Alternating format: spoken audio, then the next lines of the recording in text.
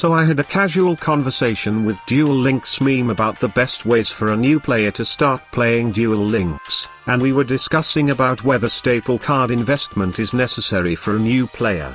Staple cards are cards which have generic effects that can be used in many different decks. For example, Karma Cut is a popular staple that is used in multiple top-tier decks like Blue Eyes, Dark Lords, and Harpies.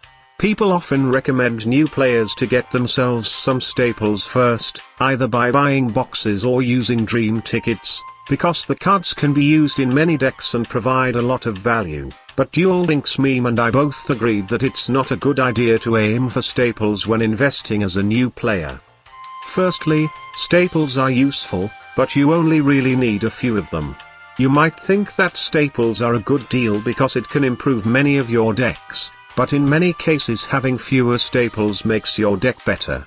Look at the top tier decks right now, most of them only run around 3 to 5 staples in their deck. You don't want too many staples in your starting hand because they are not your win condition.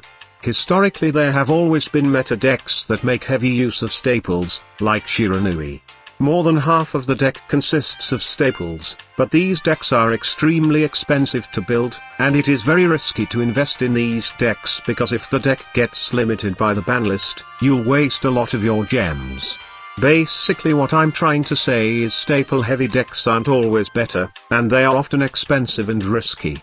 It's better to consider using dream tickets for archetype cards instead of staples if you already have a few of them. We suggest players, especially new players, to avoid choosing to buy a box just because a certain staple card is in it.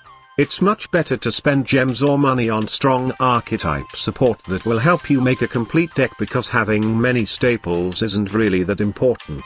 Treat the staples in a box as a bonus and not the main reason to buy the box. For example, Triamid is a good starter deck to build.